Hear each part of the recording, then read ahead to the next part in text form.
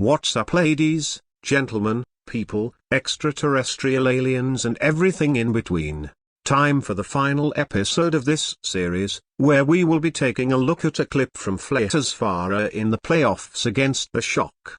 So unlike the other episodes we've done in this series, this is the first and only one to not be mid-map. The Dragons decide to roll out of the gates on their defense with a Pharah Mercy, Ana, Orisa D.Va, and Dash. This is a comp that the Dragons are very comfortable playing as it plays up to all of their strengths. Every member of the Dragons lineup is on a hero that they are top 3 or better on, at least according to the no longer IBM power rankings and my personal opinion. Another reason this comp is great is that the entire last map the Shock were running a Moira Lucio rush dive style with Winston D.Va and Reaper Sombra. This comp is a good counter to their signature ball comp as it can easily isolate, overwhelm and eliminate backline targets from the ball comp while also having a lot of sustain from the Moira to nullify the high amounts of damage from the front line. A good example of this can be seen in this clip from the last map, a lot of damage being thrown at the Shock yet none of them died due to the high amounts of healing from the Moira, and after regrouping they collectively focused the D.Va and then the ball. But unlike the ball comp, the Orisa Pharah comp has a ton of long-range spam damage that makes it harder for the rush dive style to function. A typical ball comp really only has long-range spam from the Zen, meanwhile the Orisa Pharah comp has long-range spam from Orisa bullets, Ana snipes, Pharah rockets, Ashe snipes, Ashe dynamites, not to mention a ton of displacement and stuns with the Orisa halts, D.Va knockbacks, Pharah conk blasts, and Ana sleep darts. The Ana can also deny the high amounts of healing from the Moira Lucio if she can hit a big anti-nade as seen by this clip. The NYXL may not have been on Moira Lucio in this clip, but my point still stands as 2/3 of the NYXL couldn't receive heals and therefore were easily killed. And then there's the Pharah. No one in the Shock's rush dive comp has the range to deal with a Pharah in the sky, except for maybe the D.Va, but even that's a hard ask considering that a D.Va already has a lot to do at an Overwatch League level, and on a map like Hanamura, the Dragons comp is even more enabled. All the different high grounds, angles, and open spaces means that the Shock's comp is gonna have a hard time isolating and focusing the Dragons members. Now let's see the execution. After a bit of scouting to see what the Dragons are running, the Shock switch over to their rush dive style that made the last map close, but this time they decide to put Nero on Tracer instead of Reaper, which is probably a good idea because the Tracer can add a bit more pressure onto the Pharah Mercy duo than the Reaper due to the extra mobility making it harder to kill. But even with the Tracer the Shock are still at a huge compositional disadvantage for all the reasons I mentioned earlier. Now let's see how Flater's Pharah and the rest of the team is able to dismantle the Shock's rush dive composition. So at first it's just a bit of poking. The fight hasn't fully started until the Shock engage around the side mega pack building. Once this happens immediately everything starts going wrong. Right as Super puts down his bubble, Izayaki lands a frame-perfect anti-nade onto both tanks and the Moira. If the nade had landed 0.1 seconds later, it would have been blocked by Super's bubble. Incredible timing from Izayaki, as now the Shock tanks and supports are trapped in the mega pack room with no healing, and the Dragons have them surrounded. From there Flater is able to demech Choi, after a few more shots, and 40% ult charge, the most ult charge in the lobby so far. He jump jets over to the other side of the building to catch out the trapped Shock players as they try to exit the building.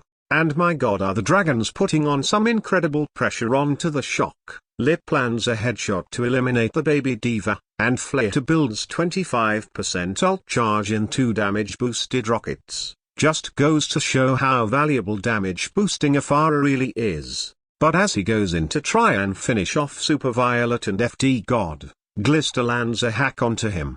Great hack from Glister because if Flater was able to get in there he probably would have been able to kill all of them with no D.Va in the way to eat the rockets. Flater still manages to deal with being hacked by rocket jumping up to the roof of the building, which is always a great thing to do as far when you're hacked. Once above the building he lands a few more rockets and he has his barrage, the first in the lobby to build his ult, and he gets it in less than a minute. It's also important to mention that Nero hasn't been with the team this entire time. He's just kind of been waiting to find an opening to go for the backline. However, Fate is blocking the main choke and Izayaki is on a high ground behind there, essentially making Nero completely useless. I think it would have been better if he went with the team because he gets absolutely no value throughout the first minute of the game, seeing as he has the least amount of ult charge out of anyone in the lobby at this point. Glister hasn't been getting much ult charge either, as he tries to flank around and look for a hack, when he also probably should have stayed a little closer to the team. He is able to get a hack onto Flater though, which is good for allowing the trapped shock players to escape the Mega Pack building, but he is pressured into retreating. But anyways, once outside the Mega Pack building, Flater jump jets over them to get a better firing angle. He misses a few shots, and as this is happening, FD God runs to point. I think he was too scared to be caught out by Flater, who had all the necessary resources to kill him, and this goes to show how just the sheer existence of the Pharah denies value from the Shock's comp. It forces them to play differently, knowing there is something above them that could kill them at any second. From here Flater begins following Violet as he tries to escape, and he catches him out on the other side of the point. Not only that, but FD God and Super all happen to be there as well. They thought they were safe. Thankfully Choi is able to swoop in and peel for a little, but it doesn't do much because after his matrix runs out, Lip plans another kill onto Super as he's trying to retreat to high ground. The Shock are now surrounded again, this time in the side building next to the choke. However, Choi does a good job of keeping FD God alive and Flater is forced to back off.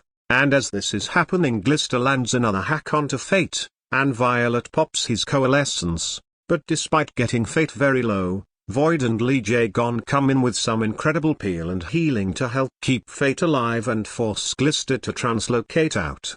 Nero gets caught though, off of an incredible shot from Izayaki, and Flater conk blasts back into pressure out Violet, and after one good shot and some extra damage from Fate, Violet is forced to rotate out of the side building next to the choke. Right here is a crucial moment. Lee Jae-gon has to make a choice. Does he want to stick with his Pharah to help secure a few more kills, or does he want to help keep the Orisa alive? He chooses the former. He switches over to pocketing Flater, unfortunately leaving Fate to die, but it's okay in this situation. They kind of use Fate as a distraction in this situation. Notice how Choi has his attention on Flater for about a second, but switches over to focusing Fate. Fate was an easy target in this situation. An exposed half HP Orisa on the low ground is much easier to kill than a pocketed Pharah. But while they focus Fate down, Flater is able to force Violet to fade around to the back of the point, right next to where FD God is. Violet continues running all the way to the back of point, and you can tell he is extremely scared of Flater in this moment. But here is a small detail that is super crucial in winning the fight. Flater sees FD God pop his head out the side building next to the point, so he does a quick flick and shoots a rocket in there to pressure him. After getting hit, FD God runs out of the room, so Flater conk blasts to the back of the point and sends in the barrage, and catches out Violet after forcing the fade. Violet's only escape tool in this situation, and remember the quick flick onto FD God. Well, FD God tries to retreat around the corner where Flater's firing. I don't think FD God realized he was there, but either way FD God was low and probably shouldn't have peeked around there, but he does and he gets quickly killed. A 2-for-1 barrage on both supports is exactly what the Dragons needed to win the fight, and the rest of the Shock now realize they are completely screwed. Now Super is the only one left who is exposed, and the Dragons were already focusing him down by the time Flater comes in and swoops away the final blow. And while all this is happening, Lee Jae-gon is able to res Fate back into the fight. Something interesting to note is that Choi, Glister and Nero are all hiding to try and not get staggered, and it seems Flater spotted out Nero, but they don't really need to go for him yet as they could easily kill him later when he's more exposed. So the Shock regroup and Flater hits a few more shots as they start engaging, but he isn't able to find a kill. During this time though, Choi, Glister and Nero get out of their hiding spots and head for the side Mega Pack building to try and isolate one of the dragons. But those efforts are quickly dealt with as Flayt avoids Izayaki and Lee Jae-gon, who uses his Valkyrie, all turn their attention to focus them down, and they force Glister to translocate out and get another kill onto Nero. Flayt and Izayaki both hit an incredible shot onto him at the same time, giving him no time to reactively recall, a great example of the mechanical skill the Dragons players possess. Now the Shock's plan has gone to shambles once again. Choi is now isolated on the side Mega Pack building, completely helpless. From there it's an easy D-mech and stagger kill. Another 10 seconds ticked off the clock for the Shock on their attack round, as now they have to wait for Nero and Choi to get back. At this point we are halfway through the Shock's time bank and they have made zero progress, and both DPS still haven't built a single ult. And considering Pulse Bomb and EMP are two of the fastest building ults in the game, I think we can conclude that the Dragons have done a really good job of countering the Tracer Sombra. A few seconds later though, Glister finally builds his first EMP, after over 2 minutes, so now the Shock finally have a good ultimate to engage off of. 20 seconds later and finally the Shock start pushing, and the second they get through the main choke, Lee plans a big dynamite onto everyone on the Shock except Nero. Fate then drops his bongo, Flayt conk blasts them all into the side building, and FD God drops his beat to try and sustain. He realizes they are about to take a ton of damage, although a part of me thinks that he could have saved the beat for later in the fight. Violet was the only one close to dead, so maybe he could have waited a few seconds before using it, but anyways, now that they are all shielded up, the Shock start pushing out and Glister uses his EMP and catches onto both tanks. Izayaki throws the nano onto Void and once again Fate is the one taking all the damage. It seems his role in this comp is more to be a human shield who soaks all the damage rather than a frontline threat. But still no one is dealing with either DPS, both of which are just pumping out damage. And this is punished as Lee plans a headshot to take out Glister. And now for the moment that we've all been waiting for. Nero finally builds his first pulse bomb. It took him nearly 3 minutes, and considering the average pulse bomb build time for every other good tracer in the playoffs, this was a pretty bad showing from him. What's even worse is when he finally uses it, it completely goes to waste, as he tried to throw it on Fate, who was basically already dead because everyone was focusing him. So Fate and his bongo are dead. It's now a 5-on-5 and the Shock have used 3 ults, yet Super gets caught out by Flayt again. This goes back to my point about how no one in this comp can effectively deal with the Pharah. Super was completely caught out by all the firing angles the Dragons had on him, with no way of escaping because he had already used his jump pack a few seconds earlier. Now both supports and Nero are all forced to retreat in the side building, and Void, who is nanoed, goes in to try and finish them off. As he is doing this, Choi goes in to try and peel for the team, but Flayt conk blasts him out of the room, but he is still able to get back in.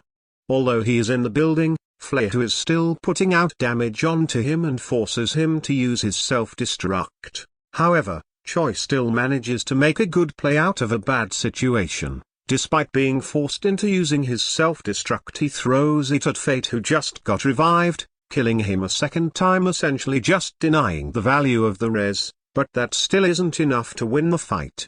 Violet is forced to use his coal to keep everyone alive, but both DPS throw in their ults to clean them up. The barrage cancels the coalescence. The Bob finished off the baby diva. Lee plans another quick headshot onto FD God, and Nero is able to get away, but it's not a big deal. The Shock used 5 ultimates in that fight, and they still didn't win. Meanwhile the Dragons only used 4.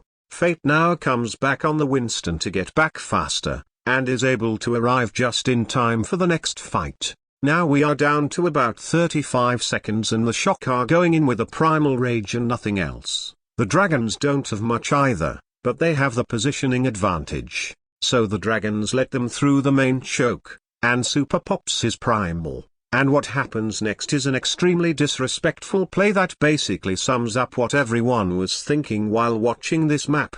Wake up, Shock. With Super Dead, the Shock are now in desperation mode. They are however able to take out Fate. But Flater rotates around point, applying heavy pressure onto Violet, forcing him to fade away.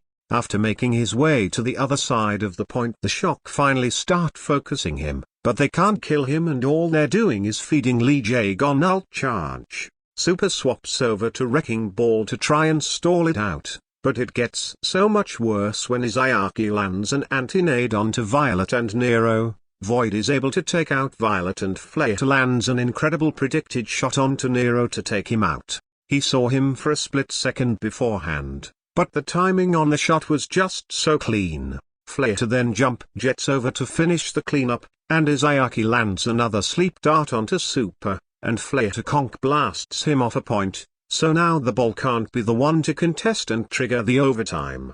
And while that was going on, Void has been shoving Choi into the Mega Pack building and quickly demechs him. However, FD God is able to swoop in and get the touch. So the overtime is now triggered, and demech Choi runs out in one quick damage boosted rocket to the face, and he's gone. But now Super's awake, and he rolls back in to stall the point, but the dragons now have the Valkyrie. Lip hits him with a dynamite, and Izayaki hits a perfectly timed nade to finish off the Wrecking Ball. FD God is still alive though and swoops back in to keep the overtime going, but Void knocks him into the wall, and a shot from Lip and a rocket from Flater both hit him at the same time. Nero gets one more touch but has to recall out to stay alive, and as he comes back in he's hit with a ton of damage and a coach gun to the face. And this entire time Violet has been trying to get back to the point, but Fate has been pressuring him off. The Shock finish the round without getting a single tick, and throughout the entire round they only get 4 kills, 2 of them were revived, and all of them were onto Fate, meaning that Izayaki, Lip, Flater, Lee Jae-gon, and Void all didn't die a single time that round. To add insult to injury, this was Shock's map choice. Up until this game, the Shock only lost this map 8 times in total throughout all 4 seasons. The Shock were very stubborn in the fact that they refused to swap off the Moira Lucio rush dive when it clearly wasn't working. Overall, this hold was made possible by some incredible mechanics from Flater, Izayaki, and Lip, great positioning from all of the dragons, and some very poor hero selection and positioning from the Shock. And with that being said, the Pharah analysis series is now complete. If you enjoyed this video and this series, make sure to like and subscribe for more, and until next time, bye bye.